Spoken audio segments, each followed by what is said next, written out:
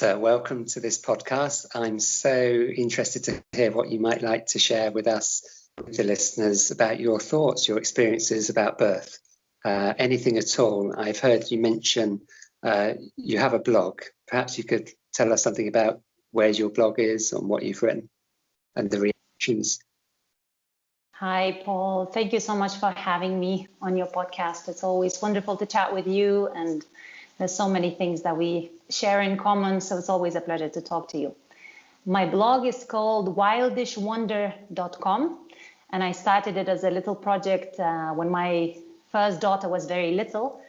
And the idea behind it, apart from sort of creative experience that I wanted to have, was just to capture all the things that made me really excited, like things that created this state of wildish wonder within me, like hearing some subject that I had never thought about before, or a new person, a new book, someone to interview about a new subject. And it sort of evolved with whatever I was living with. So breastfeeding, menstruation, childbirth. I mean, there were many different subjects that came up into my awareness, and oftentimes created this like, wow, I can't believe I had never heard this before, or wow, I really want to talk to this person. So little by little, it's like a mosaic of subjects and topics that created this excitement within me, and I've collected them in my blog. Wonderful. So hearing you mention a few subjects there, I'm also aware of herbal medicine that you've looked at, and I'm wondering if there's some link with the initiation of menstruation in puberty and birth, and even the menopause. There must be some common threads, or I don't know, how do you see it? And did the herbal medicine give you some insights? Herbal medicine is actually something that is beginning to really excite me at the moment. So apart from, growing up in Lithuanian culture, where we still have a lot of the traditions alive, as kids, we knew a lot of the plants when we played outside, and sort of maybe a little bit touching essential oil, some of the plant medicine in that. I haven't really, I'm looking forward to diving deeper into the subject in the future. But in terms of menstruation, I had a very interesting guest, an interview with a lady who did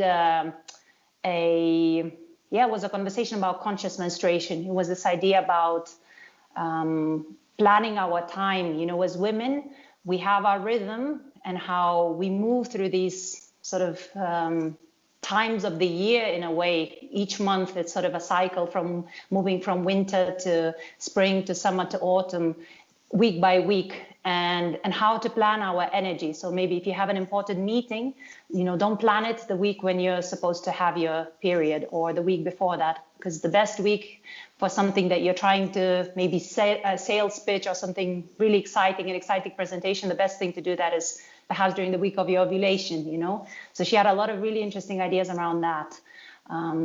Just becoming really aware, becoming aware of your body, becoming aware of how you expend your energy, how you rest. I mean, rest is such a huge link missing, I think, in all of that. And in postpartum, and during menstruation, and menopause, and all of that, finding our sort of sacred rest.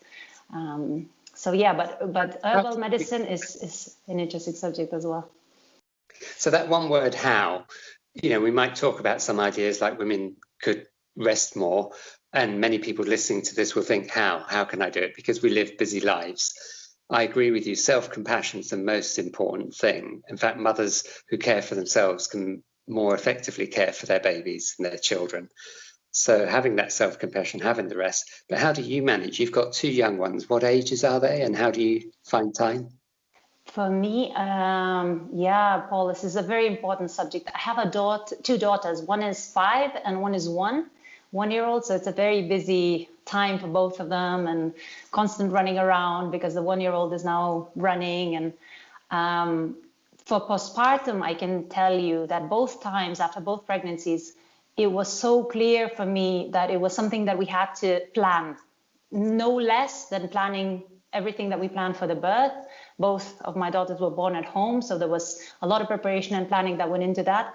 but likewise for the postpartum period. So the month after our, during the pregnancy, we planned the month that would follow after birth, the 40 days, which I think are so important, Paul. Like it's like, you're about to start a huge journey. And if you don't rest, if you don't prepare yourself for that, like that's just not a great start. And that's how I see these first 40 days after birth. And for us, it was very conscious planning. Who's going to enter our house? Are we going to have any guests at all? How are we going to entertain our older daughter after the baby is born during the days when I might not be able to assist her? How is my husband going to plan his work? What am I going to eat? How many snacks I'll have hidden in the little corners around the house? Supplies for anything that the baby might need. It was such a conscious preparation, and I think it made things so easy for both of us, especially the idea of not having guests, or having as little as possible as some people still wish to have, because it's so important. I hear this, the planning really helps. Yes, it really does. And sort of really making it a conscious, like, it's not just, oh, we'll see when it happens. No, it's nothing, one phase finishes after you give birth, but then something so huge begins that you have to think about that beforehand, because once the baby's born, there's no time to plan. You're in the whirlwind of all of it, So having a good birth, as I guess your home births, if you see them as good births, it doesn't end there, does it? It's just the beginning, I guess. It's the beginning, yeah. How does it feel to achieve the birth that you want, and what did you need to achieve the home births? Or was it a question of not doing things, like not going to hospital appointments and following a prescribed? It was a little bit of both in a way. I think maybe for first birth, it was more of that I really knew what I didn't want, because for me, my mindset really was ignited when I saw the documentary that I keep mentioning everywhere and to everyone. Orgasmic Birth is called, the documentary, because it just opens up your eyes to the kind of births that are possible. And I think that when you know that there's other options other than hospital, then you might decide that that's what I want. Like, I want what these women are having, And for me, it was very much like that with the first birth. And then with the second one, I mean, it felt like it was such an easy decision, because I knew exactly what I wanted. I knew exactly what would happen. And it was just a very sort of a preparation within. There's a lot of work, obviously, within working with your mind, a lot of focus. I think focus is a very, very important word in all of that. How do you get focus? If somebody's listening to this thinking, okay, she wants to prepare for a home birth, but she has all this input around her, some of it maybe negative, how can she create focus in her life to get what she would like, or stop having what she doesn't like? Yeah. First of all, I think it's very important to focus the information that is coming through, So for the first pregnancy, I was really eager to learn. Like, I'm the kind of person who sort of maybe over researches things, and I just really wanted to know a lot. But it was very important to make sure that information that I was consuming or learning, it was very empowering, because you can, there's so much you can learn about birth and pregnancies, but it's not useful because it creates fears, it creates doubt where it's absolutely not necessary to have that. Of course, you can still read about risks and things and how, how to resolve situations as they happen, but there's just a different quality of information that seeks to inform, but also empower. So I think that's the first thing in terms of focusing, is being very, very clear and very precise what it is that you're looking for. So I'm looking for something that supports my vision. I'm looking for something that supports that this is possible, that this is not only possible, but this is the best, the best for me, for my baby, for our family. And then for the second birth, for me, was very much because the information was already there in my mind, so much. I mean, conferences and videos, and there's amazing online courses as well, very positive, very empowering. But for the second birth, I felt more like a lot of work was focusing my mind, because I wanted not so much only empowering birth, but I wanted an easy empowering birth. I wanted ease. I just wanted simple. My whole pregnancy was like this mantra in my mind: easy, easy, easy, easy, like smooth, simple, quick, because that's the experience what I wanted. Why not? And if we set our mind to it, if we're able to focus, again, the word focus our vision.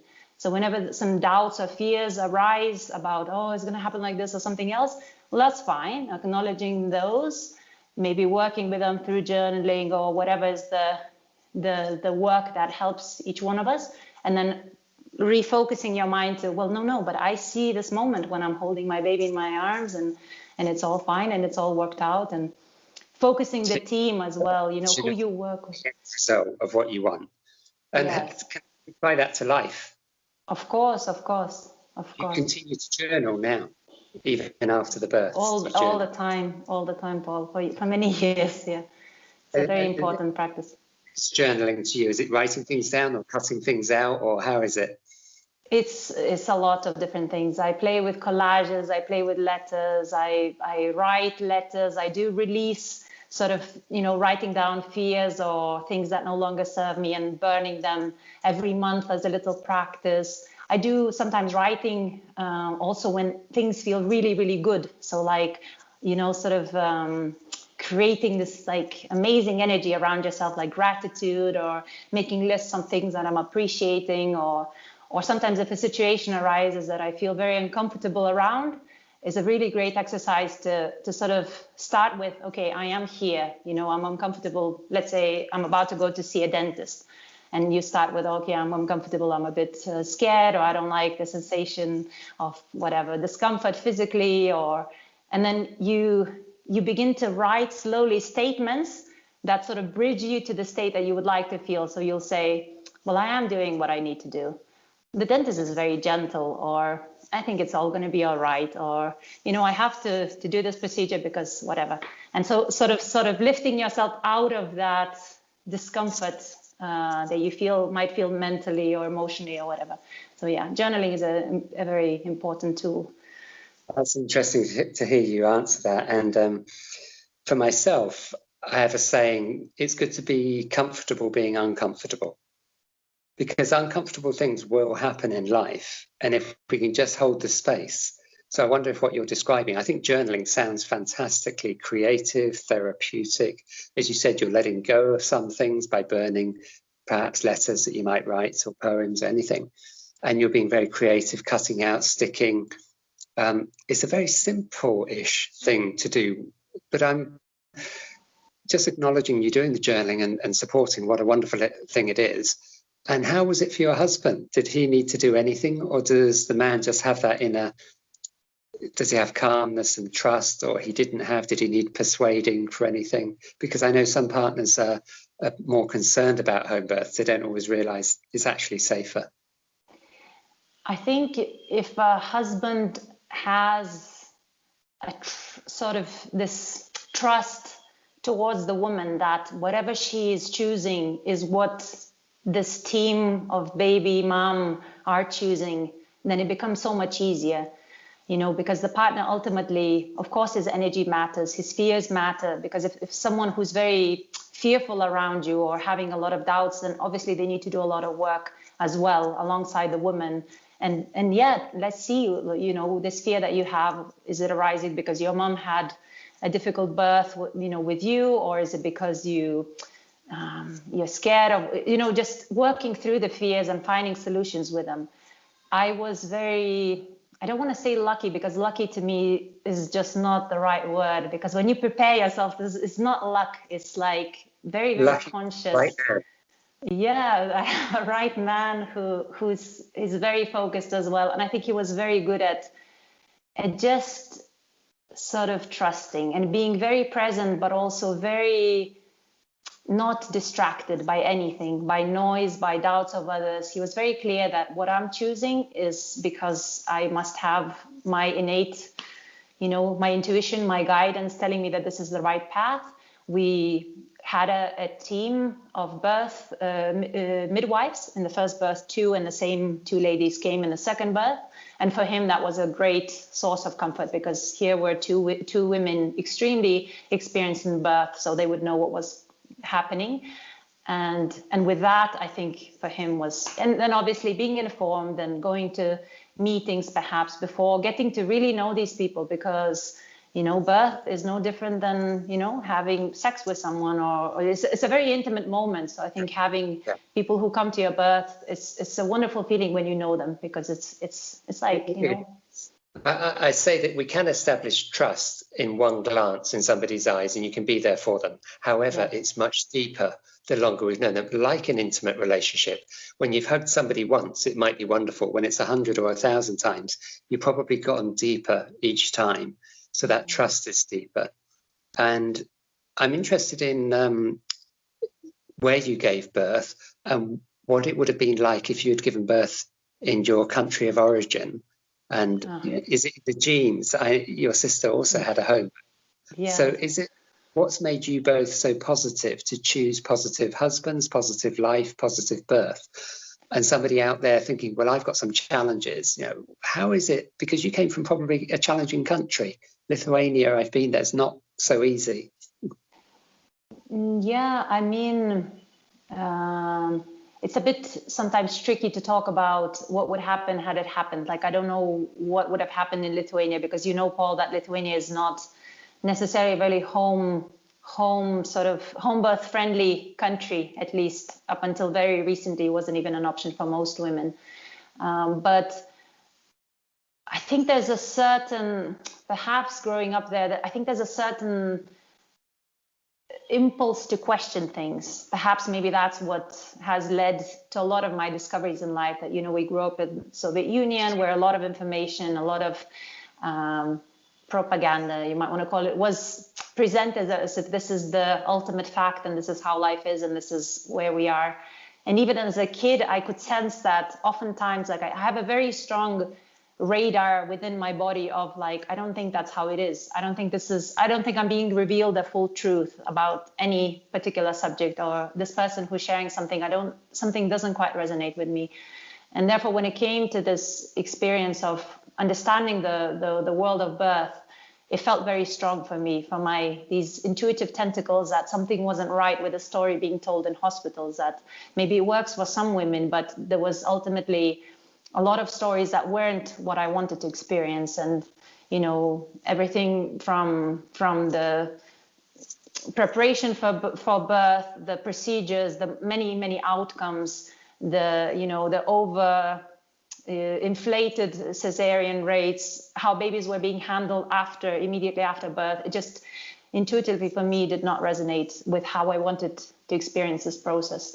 And then it became easy once you start questioning, once you start asking. There's so much amazing information out there about how it can be and what is possible, and how amazing that is later for baby, for mom, for bonding, for the outcomes. We'd like this podcast to show how amazing, positive and wonderful it can be. Babies don't have to be separated from their mothers at birth, have the cord. They don't have to have injections or be weighed. They're not going to change their weight. For 3 days even. So how was your experience? Tell us of your first baby and perhaps your second one. When she came out, how did you receive her? Did you do it? Did the midwives help you, or your husband? Both of my babies were born into my arms, Paul, into my hands. It was amazing. I get so excited to remember that moment, because it's a moment that I imagined during the whole pregnancies. That's what I could imagine all the time, just lifting my baby up and smelling her head. And so with the first one, it was like that. They were both born in exactly the same space, which is the shower cubicle of one of our bathrooms. And so when the first one was born there, for the second one, I just somehow knew that this is exactly how it will happen again. Like, it was just such a clear process. And they were both born in pitch blackness, because both born at night, nearly identical time. And I always imagined that it would happen at night. I held them with the midwives were already there, because the first birth, usually takes a bit longer. So they were already in our home waiting. They gave me privacy. Usually with first births, they try to be very close to the birthing women. But when they asked me, I said, I really need to be on my own right now. During just coming into the final second stage of active labor, the last 45 minutes, I really wanted to be on my own. So they left. And then at one point during the sort of a pause between two contractions. One of them very gently snuck in and she said, "You're so close. I think it's nearly there. The baby's nearly there." And because she came with these amazing news, I allowed her to stay. I said, okay, like it was complete pitch black shower. And she just stayed sort of kneeling next to me on the floor and just waiting and answering my questions in between contractions, because I kept having this like, oh, I can't believe how is this happening? Sort of my mind kept going. And then the baby was born. She couldn't see anything, but I was like, she's here, because I was the one holding her. And then with the second one, everything nearly identical except for the part of the midwives, because they actually arrived about 3 contractions from her being born. So by the time they washed their hands, and by the time my husband came and checked, is it okay if they come? She was already in my arms, and which is exactly how I wanted. Yeah, it's hard to imagine me before women who. And there's a power. That excitement sounds powerful. It sounds like it's in you for life. I mean, how is that? Paul, I mean, I've heard someone say that women even in the final days of their life, when they can no longer sometimes remember the names of their partners or what they did during their lifetime, they still remember birth stories. And I think it's so. I mean, with the first one especially, I just wanted to tell that story over and over again. And even now, like if anyone comes near the subject of birth, I'm so excited to share and so happy to tell more women that this is an incredible initiation to what happens afterwards, because this is only, birth is not the end. It's an end of pregnancy, but it's the very, very beginning of a huge, many year-long journey. And I think if the birth is done right, I mean, it just opens up inner resources that allow you to be the mom that you need to be for this baby, because you ultimately do not question yourself as much. You trust yourself. You have intuition. When the baby has a fever, or when you just know what needs to be done. If I asked you, how's your relationship changed with yourself, would it be what you're saying now, that you trust yourself more? Yes, absolutely. And the feeling of there's nothing that I cannot do. Like there's nothing. In one hand, it's like there's nothing greater that I can do, because to give life ultimately is like, I mean, come on, how do you top that? But also there's nothing. Sorry. Can you fly a helicopter? I'm sure you could do it. Like I said, there's nothing that I cannot do, Paul. Not yet. That's the answer. I've witnessed birth, and you're right. Once you birth, what else is there? Yeah, I mean, that's a powerful thing. And the second one, I think for me, the first one was very much from this empowerment, the strength, the ground underneath each mother is sacred. Like I just wanted to kiss feet of every woman that I saw after the first birth. But with the second one, the power for me was in it's incredible how focused this ease was, that it's possible to focus yourself into ease. And for me, that was no less, the first one was so like this strength, this power, this intensity. Whereas with the second was like, wow, like this can be so simple and so like she was here. Into ease, how do you take yourself there? Is that from your mindfulness, from your kind of inner training? Yeah, it was a little bit of everything. I think I practiced a lot of meditation as well during pregnancy. It was non-negotiable. Every day for me was a lot of meditation. With pregnancies, I used to wake up a lot during the night. So for me, nighttime was a time of not seeing it as like, oh, I feel uncomfortable and I cannot sleep, but seeing it as like, wow, there's a space at night for me to connect in some way, to prepare, because ultimately you'll be waking up a lot once the baby's here. So it's a sort of a space that's already inviting you to be present during the nights and to feel your body, to feel the baby move.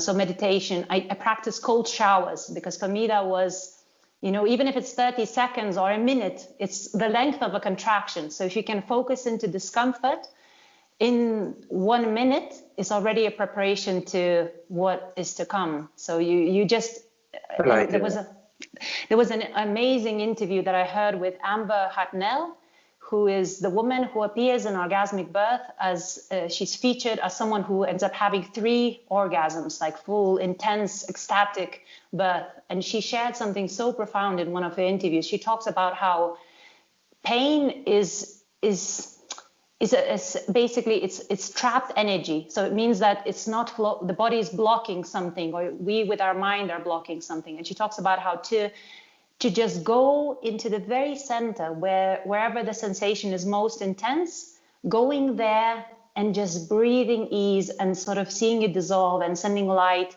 and also observing where else in the body in that moment you are creating tension. So maybe clenching your fists or your jaw or whatever it is, and finding ways to relax that. And just, I mean, for me, it was contractions were absolutely full of pleasure, Paul. I can assure you that it's possible to have so much pleasure during birth. I mean, I recommend to all women to look into self-pleasure during birth, which would mean, you know, masturbation, whatever way you can create oxytocin in your body. I would so much recommend all of this. Nipple stimulation brings oxytocin, clitoral stimulation does. Having a partner who sometimes a very light touch on the skin can massively increase, not that we're looking to make it more powerful, but just that intimate connection, especially if the midwife's not present, a couple can be close. So how was your partner? Was there any involvement with him for this? He was very available for that, but to be honest, Paul, I had a very unexpected sort of change in what I thought would be I thought that before giving birth for the first time, I thought that I would want a very sensual birth, like being touched a lot and massaged and, you know, all the things. And actually the absolute opposite happened. In both births, I did not want to be touched at all. I found that there were so many sensations already present in my body that I was trying to process and deal with, that for me to be touched was so just, I don't want to explain how to be touched. I don't want to explain, oh, this is too much or this is too strong. I just felt like I just want to be left completely, you know, like a cat underneath a bed giving birth in complete darkness. I did not want anything at all, which was very something that I didn't expect at all.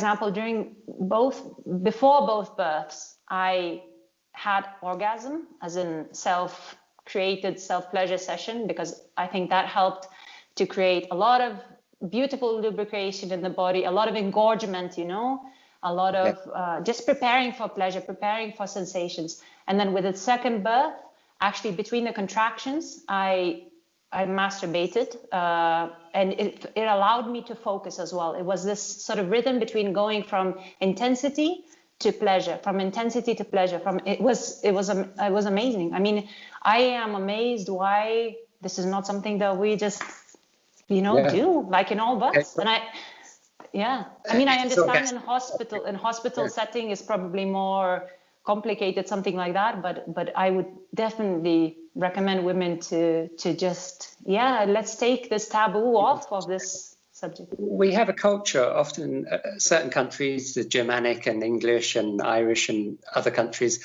of shame about the body and sexuality. So people are almost embarrassed that they've got a lower half of their body, and they're certainly not going to touch it or confess that they have. And yet listening to the body in life, but especially in pregnancy and birth, must be the most important and very powerful lessons that we can learn, is listening to the body. Absolutely.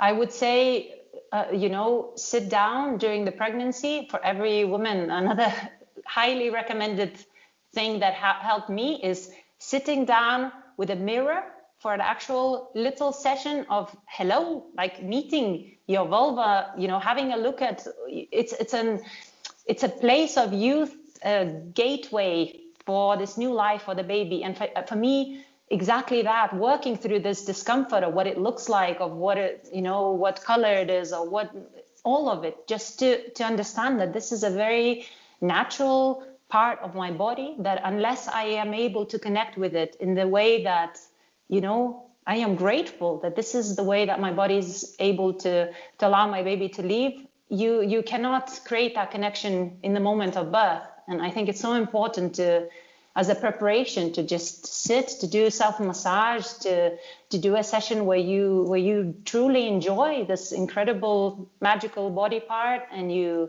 create a connection with it, just like you do before you take a photo. You do makeup for your face, or just any body part that you want to function well, to send love towards it, I suppose. It's interesting you say about the face. Of course, you see it every time you look in a mirror, and every day you're putting makeup or cleaning your teeth, and we see our face. But women often don't see their vulva, their vagina. Yeah. And I find it interesting at birth, some women are comfortable to feel the baby's head inside them before it comes out. And then they're more connected as the baby's head is coming out. And when it's out, they will touch it, they will receive their baby. And other women are less comfortable to connect to themselves, and that might be the work that women do during their life, during pregnancy, of connecting with themselves, perhaps through journaling, but also body awareness. And we can let go cultural, religious ideas that might have had shame associated with it. So yeah, interesting that you see your face all the time, and you're suggesting get a mirror, look at yourself, understand the physiology, the anatomy.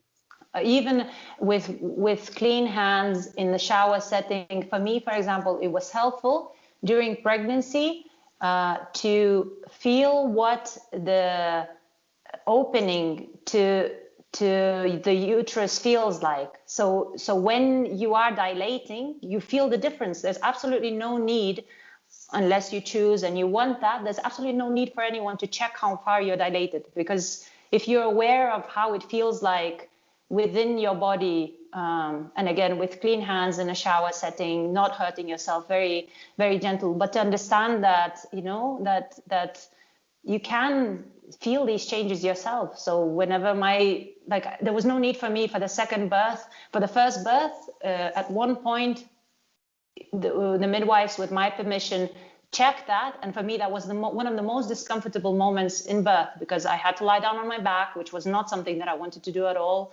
And they checked, and there was very little progress, and I felt frustrated after the exam, and I was in my own home and all of that. And so I remember for the second birth, when I planned, I was very clear that I am not doing any checkups. There's absolutely no need for that. The baby will come whenever she comes. And I also had the awareness to do it myself, to see that things were changing. The opening was getting bigger, the baby's head, I could feel it very well. I could feel it's another way. Talk about this, because a very few people I've known, sometimes a midwife during their own birth, have checked inside. And I understand that the cervix can feel, when it's hard and closed, like the end of your nose. Absolutely. Or like your lips when it's soft and opening and stretching. And of course, is the baby this far away, or is it getting closer and closer?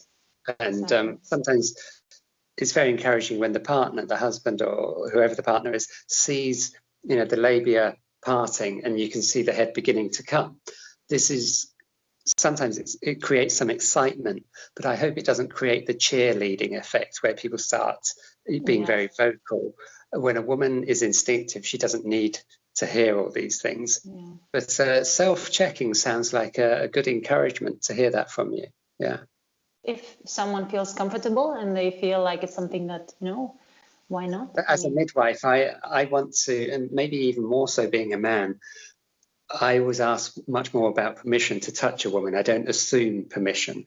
And sometimes some females, midwives, might do that. But I would always do an examination in the pool, in the water, or on all fours. It's true that sometimes you can find out a bit more information, but we have to ask ourselves the same question for an internal examination or anything else. What are the risks? What are the benefits? We might find information out that doesn't help us. So why do it? So generally, when I'm with a home birth, I might have done one examination on 0 for the whole labour and birth, because you can see the progress externally. You can see the body language. So it's very good leaving women alone. But in a hospital, they've got a clock and they've got a lot of pressure. But the woman can say no, or even just with her body, get off the bed, not be available to have an internal, unless there's some life-saving reason she really needs or wants it. But sometimes it helps to have some information. But as you say, it was disappointing to hear you were not as far on as you hoped to have been.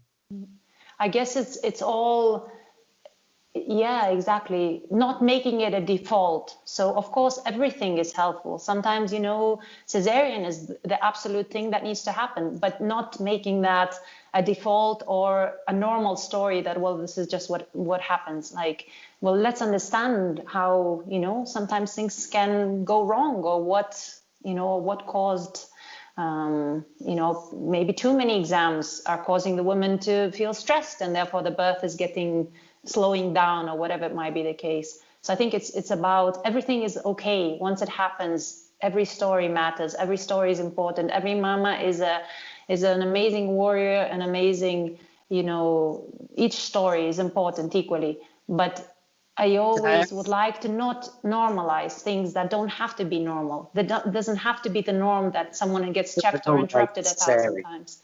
We have normalized cesarean. Yeah. Things should, let's see how we can give this power back to where it's due. And you have two daughters. Maybe one day they're giving birth, but did the older one get to witness the birth of her younger one, or she understands the stories? How's her relationship to her mother giving birth at home? What does she understand? She feels very comfortable with the story. She actually didn't get to see it because it happened. I read her goodnight stories at 9:30, and her sister was here by midnight. So it was very quick birth. She just fell asleep and she didn't hear anything. We were very open to her being able to be part of it whenever and whichever way she felt like it. She knew that it was going to happen at home, but then she missed it and only woke up when we came upstairs with the baby, and she started, crying, and woke her up, and that's when they met. But I love seeing the way she plays with her toys, because she plays a lot, the scenario of different toys, having babies, her little rabbit toys or her little teddy bears. And it's always very empowering stories, because she's heard them from me. She's asked a lot of questions. Even she's 5, but as I was preparing for birth, she was 4. She was already watching a lot of videos on Instagram of birth videos. For kids, it's exciting, it's interesting, it's normal. It's for us to see, blood coming out and somebody's vulva opening up, it might be like, wow, what's happening? Because it's not normal for us. But for kids, they're open to it. Or even if they say, oh, I don't like this, you can have a conversation to understand what it is that makes you feel uncomfortable. So I think for kids, it's very easy. It's very easy to accept things as wow. So that's how we do. That's how babies are born. You just do it at home. For her, it's not. It's unusual to hear that babies are born in hospitals. Like sometimes she asks me, like, oh, so tell me a story. Why was that baby? Why did they go to hospital? And even I had. In your local community, are you a rarity, or you happen to be friends with other women who've had home births and those midwives that you mentioned? I understand you're in Spain. Yeah, but we have I live in a little village outside of Madrid, and interestingly enough, I have quite a few. Some of my best friends are home birth, and not because we didn't meet because of the subject, but we met after birth in some cases. And it just seems like in our community here where we live, it's not such a unusual event. Of course, it's still not the norm. It's still not the majority in Spain. It's a very, very small percentage. I'm not sure to quote it, but I believe it's less than 5%, maybe even less than 1%, something like that. But where we are, it's very interesting. There's a huge breastfeeding community where we are, like women continuing into toddlerhood, and it seems very normal to see a woman in the park breastfeeding her baby, and so it's a very nice feeling to. Not that it matters after a while, Paul, when you know that you're doing something and it's a truth for you, it doesn't matter anymore what anyone else thinks. You feel so determined and so right, and you can always find support online. There's amazing women to connect with and amazing stories to listen to, and but it's also lovely when you have your best friend who's also had a similar experience, and twice, and she's ready to share, and then you know that it's not luck. Then that it's not luck. Positive makes positive. Yeah. I think so. You're attracting positive friends around you. So just drawing towards a close with this, if you had one phrase, one statement that you would want to encourage a woman who's listening to this, planning her first perhaps birth, is there something you would shout from the rooftops? What is it that women really need, or you would like to share to help them to find the birth they want? Yeah, I think ultimately, Paul, is trusting. It's trusting. It's coming back to you, coming back to your body, coming back to all the things that I mean, you know, it's for millions of years, hundreds of thousands of years we've been doing this, and it's only the last 50 years that this new story has been sold to us that somehow women can't do this, or someone is doing it for them, or you know, you can do this. Once you have your vision, once you create this point of focus of the outcome that you want, the whole universe shifts around you. You know, people will come into your life that can support you. If you want a team around you, information will come that supports you. But once your intention and focus, I think if you start with what is my intention for this, like what is the experience that I would like to have, and being so, yeah, coming back to it, practicing this focus over and over again, this intention, then magical things begin to happen. It really is. And also not because it guarantees an outcome. Maybe the outcome will still be something else, but through that process of refocusing, of finding your truth, finding your ground, finding the information, it just helps enormously, regardless of what happens afterwards. Even if it does end up being a transfer to hospital, at least you will feel like, well, that's a decision that I made. Or it's a cesarean. Well, in that moment, I knew enough about birth. I had talked about, you know, with my midwives about this. I knew that this was the right thing, and I made this decision, and it was the right decision for us. And then it still feels just as empowering to feel that I intuitively felt like, okay, let's do this because this is the right thing. So yeah, practicing. Saying that, I like the last one. So intention and trust are big ones, but also letting go of the outcome. And as a midwife, I also let go of the outcome and have to be present to the process. And that means being present to myself. So the midwife needs to do their journaling.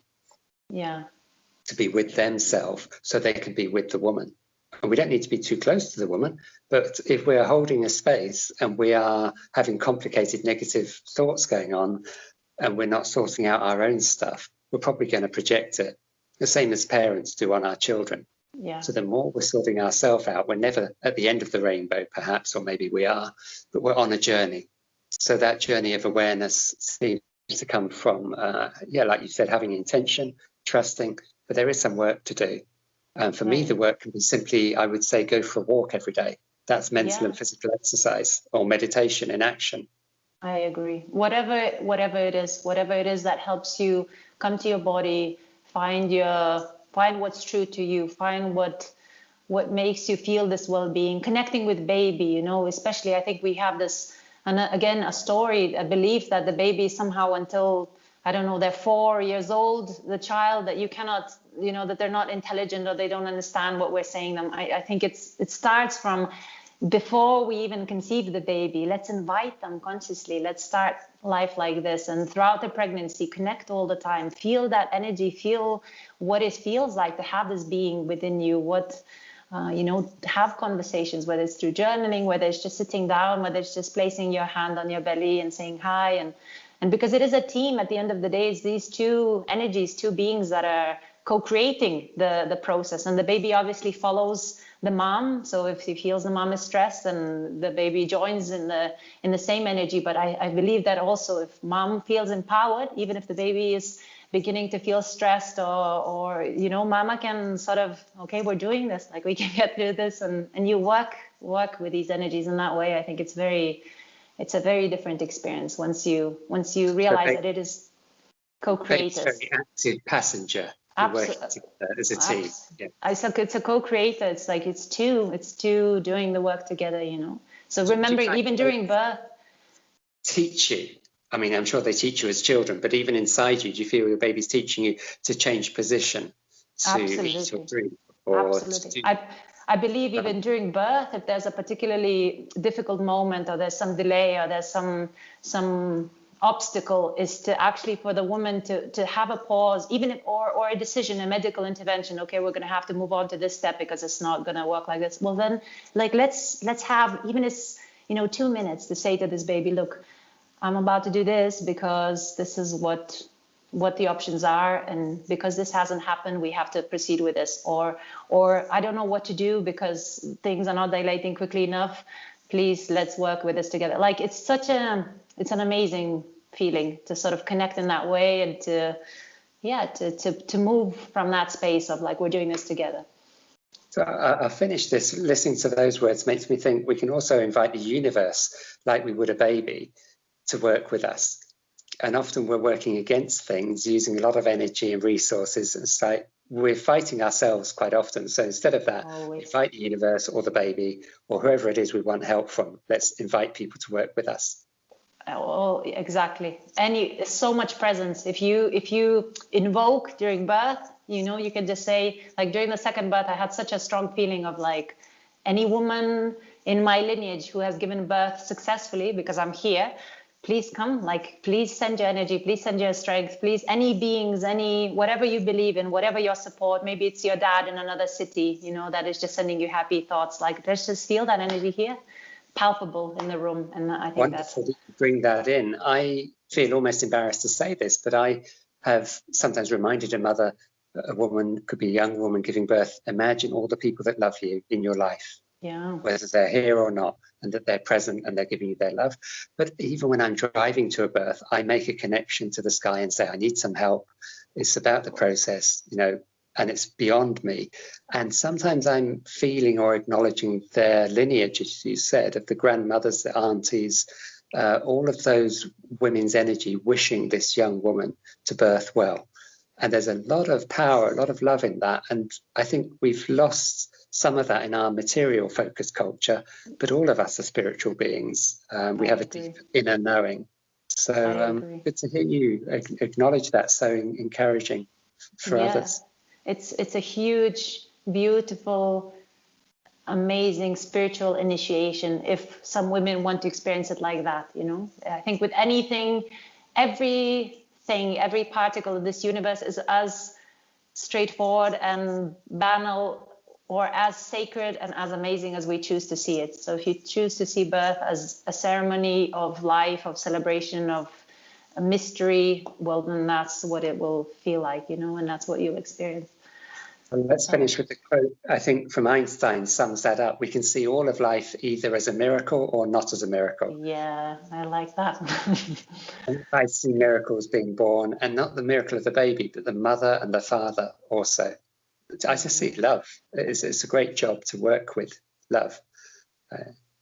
It's a gift to have you, Paul, in birth for many women, I'm sure, to have someone so open to this possibility to see birth as a magical miracle. It's a very big gift. Your presence. As you know, I do nothing, you do everything. But you do nothing very well. That's your talent. Yeah, you're very good at doing nothing. Many people are not good at doing nothing, especially in hospital settings. So you're a magician of doing nothing.